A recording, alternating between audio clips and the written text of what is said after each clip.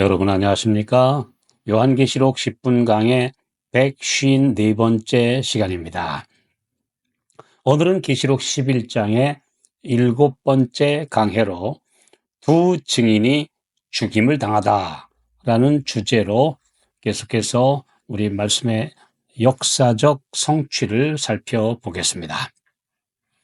계시록 11장 7절 저희가 그 증거를 마칠 때에 무적행으로부터 올라오는 짐승이 저희로 더불어 전쟁을 일으켜 저희를 이기고 저희를 죽일 터인즉 두 증인 곧 하나님의 말씀인 성경과 이를 그대로 전하는 그분의 종들은 3절에 베옷 즉 상복을 입고 1260년간 슬픔 중에 예언하였습니다.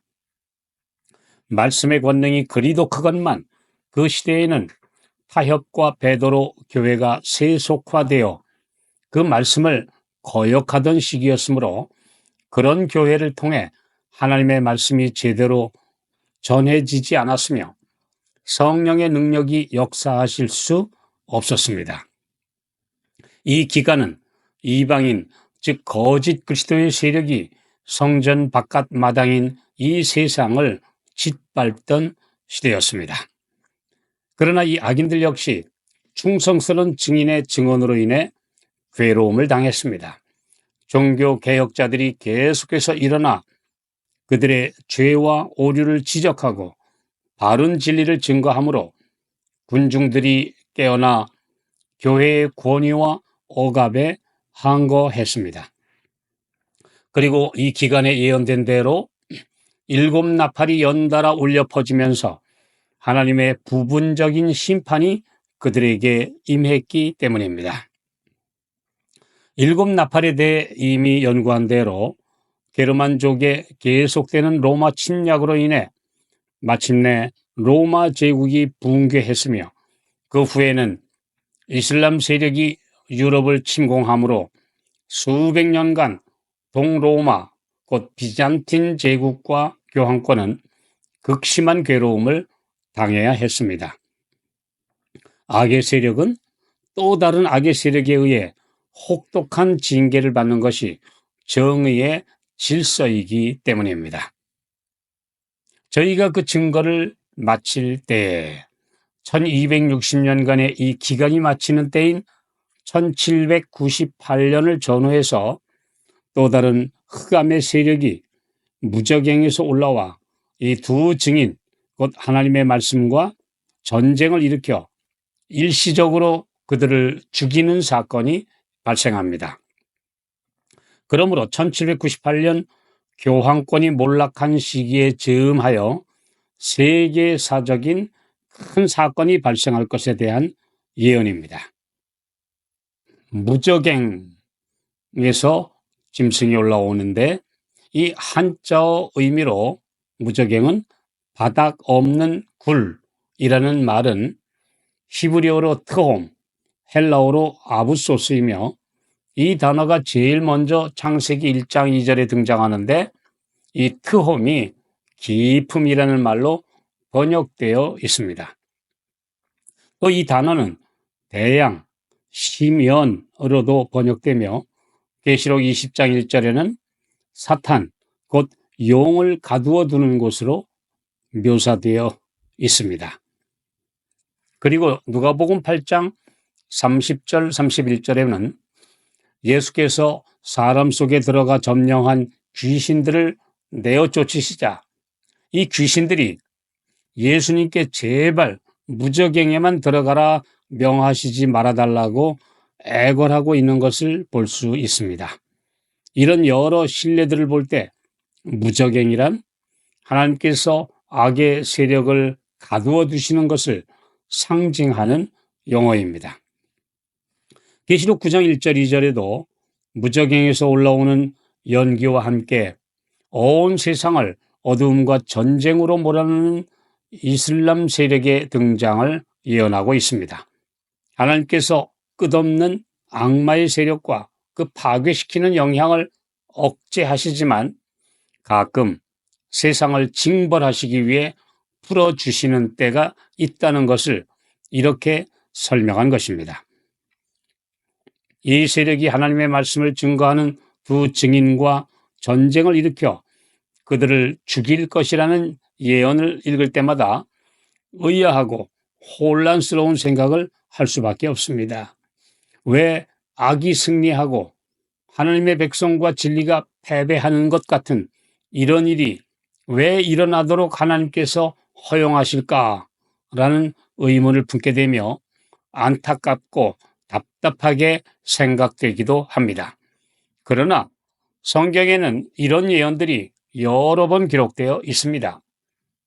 다니엘 7장 21절 내가 본즉 이 뿔이 성도들로 더불어 싸워 이기었더니 계시록 13장 7절 또 권세를 받아 성도들과 싸워 이기게 되고 이런 예언들은 이 죄악 세상에서 흑암의 세력에게 성도들이 패배하고 핍박당하는 것은 다 하나님의 크신 목적이 있다는 것을 말해줍니다. 그중 가장 큰 세 가지는 첫째, 교묘하게 위장하고 감추는 사탄과 악의 세력이 역사와 온 우주 거민들 앞에 그 정체를 확실하게 드러내도록 하시기 위해서입니다. 둘째는 그분의 백성들이 신실하지 못할 때 자연스러운 결과로 악에게 패배하는 것입니다. 그리고 셋째로는 그분의 백성들을 연단시키셔서 정금같이 만드시기 위해서입니다. 이 외에도 우리가 잘 알지 못하는 하나님의 여러 가지 목적이 있기 때문입니다. 그러면 1798년 즈음에 갑자기 등장해서 하나님의 두 증인을 죽이는 흑암의 세력, 곧 짐승은 무슨 나라의 어떤 세력을 상징했을까요? 세계 역사에서 1798년에 갑자기 나타나 하나님은 없다라는 구호를 외치면서 모든 종교를 부정하고 인간 이성을 신으로 받들었고 성경을 없애버렸던 프랑스 혁명을 일으킨 무신론 세력을 가리키고 있습니다. 사탄의 조종을 받아 기독교를 변질시킨 교황권에 이어 전 세계적인 세력으로 확장된 이슬람 역시 무적행에서 나왔으며 이제는 아예 모든 종교를 부인하고 인간들이 스스로 살 길을 찾겠다는 무신론이며 이 유물론 사상에서 오늘날의 공산주의가 시작되었다는 것을 학자들이 시인합니다. 이 사상적 괴물이 드디어 근대사에 등장한 것입니다. 이 프랑스 혁명으로 탄생한 제1공화국이 현대 민주주의의 시작이라는 긍정적인 역할을 한 점도 물론 있습니다. 군중들이 봉건주의와 카톨릭 교권 아래서 억압받던 상징인 바스티유 감옥을 파괴하면서 일어난 거대한 민중혁명은 온 나라를 혼돈에 빠뜨렸습니다. 억눌린 민중들이 자유, 평등을 부르짖으면서 중세 봉건주의가 결국 온 유럽에서 무너지게 되었습니다. 프랑스의 루이 16세 왕과 마리 앙투아네트 왕비는 탈출하다 붙잡혀 길로틴 작두로 참수되었고 파리 광장은 피가 발목을 덮을 정도였으며 파리의 하수구와 세느강은 피로 가득 찰 정도로 무서운 살육이 자행되었습니다. 혁명을 주도한 자코뱅당의 로베스피에르 당수 자신조차 길로틴에서 죽임을 당할 정도로 보복과 피의 숙청이 온 나라를 미친 짐승처럼 만들었습니다. 이 혁명 세력은 성경을 박멸하고 신부들과 주교들을 처형했으며 1793년 11월 10일 프랑스 국민의회에서 모든 종교를 폐지한다. 그리고 성경을 말살해 없애기로 결의하므로 두 증인, 곧 하나님의 말씀을 공식적으로 죽인 국가가 되었습니다. 온 나라에 광풍이 불어 사람들이 미친 행동을 하게 되었습니다. 이성의 여신을 섬기기로 결의하여 창녀요 춤추는 무기인 여성을 의사당에 높이 앉혀 여신으로 숭배했습니다. 그때 등장한 무신론과 공산주의는 이후 전 세계에 무서운 전쟁과 유혈혁명을 일으키는 역사의 괴물이 되었습니다. 이 무서운 세력이 전체주의 세력으로 제1차, 제2차 세계대전과 온갖 공산혁명과 싸움을 일으켰습니다. 현재도 지구촌에는 이슬람과 함께 투쟁과 테러를 일으키고 있습니다.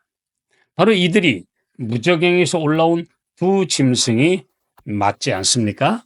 하나님의 말씀은 이렇게 역사의 괴물들을 정확하게 지적하고 있습니다.